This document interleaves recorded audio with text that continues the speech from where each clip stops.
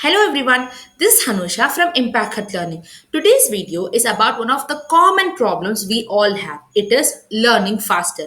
So we all want to complete our subjects as fast as possible so that we can have our own art time and so we can do the things which we like painting, singing, watching TV, playing sports, anything.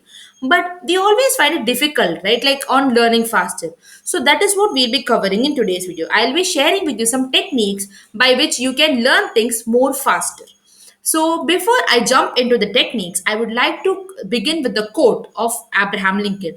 If I had 6 hours to chop a tree, I would spend the first four sharpening my knife. Similarly, before you sit for learning, make sure the place you sit has everything and you don't have to get up for every small thing. So, set up your study table well in advance before you sit for studying. This is the first important step to be noted. Now, let's go to techniques you'll be seeing one by one. The first technique being study out loud. So, the research shows that the act of speech is the powerful mechanism for improving your memory. So instead of reading silently, studying out loud will involve your brain more actively. So no more silent reading or no more silent thinking. Start to read out loud.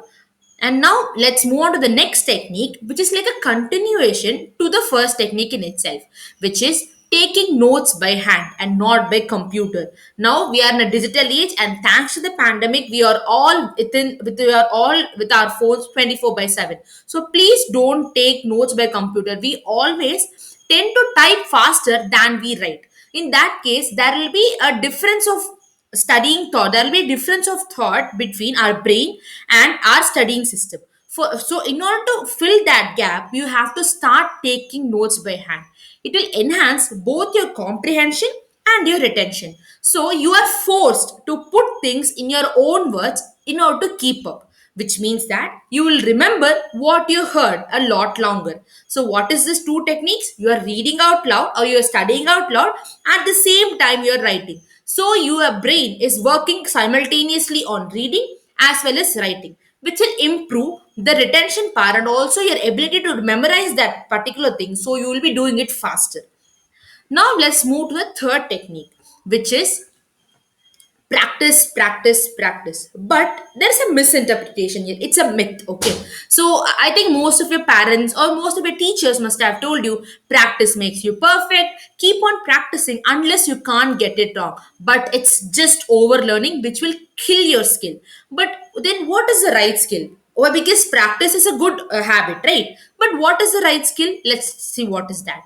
It is distributed practice. So, distributed practice is the right technique. So, it means you are spacing out your study sessions in a way that you have ample time to recall or retrieve things. So, recalling what you have learned from your memory is the best way for learning faster and also remembering longer.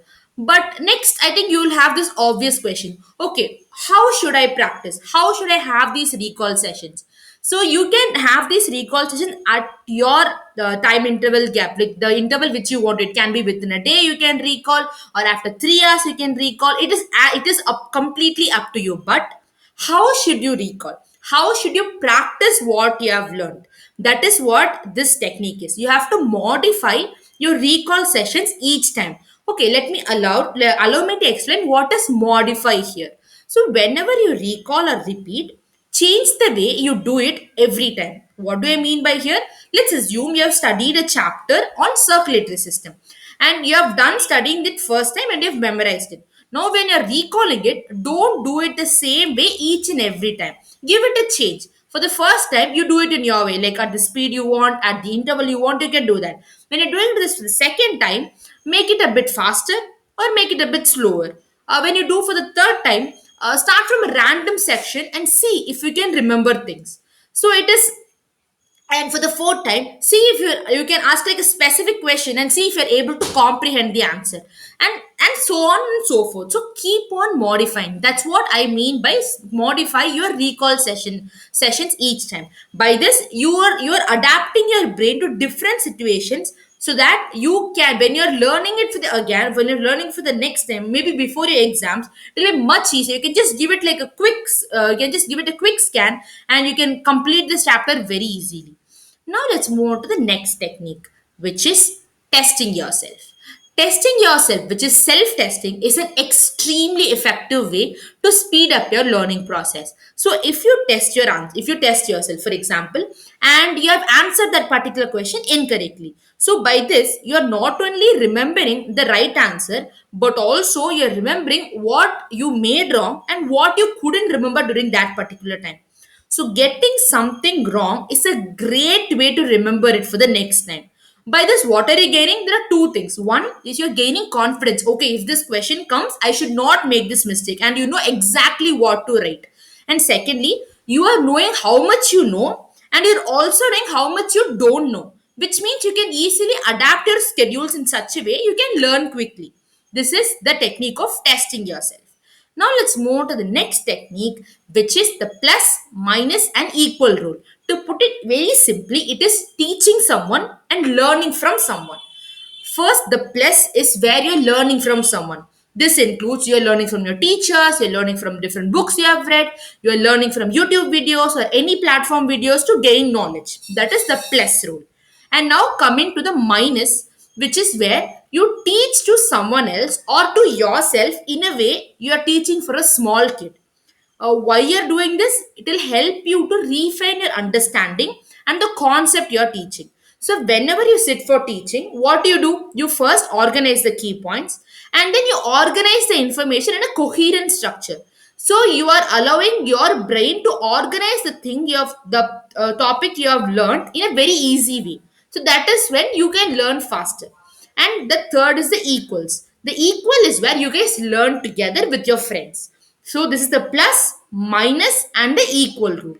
Now let's go to the last two strategies, which is common for anything. It can be learning faster, it can be learning a new skill or developing a new habit, anything. So the first of that is exercising regularly.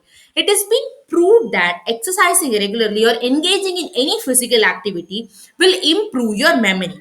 So please make sure you do at least a minimum amount of physical activity, like for 20 minutes a day. It will definitely affect your brain's neural networks and also your memorizing skill.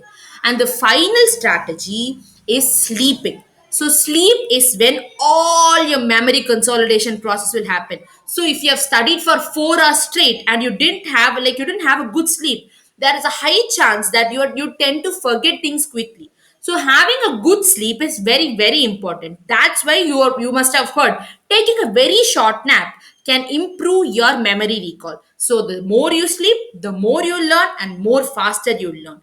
With this, I conclude this video. These are the techniques which are proved to be scientifically proven to make things easier and you can learn faster.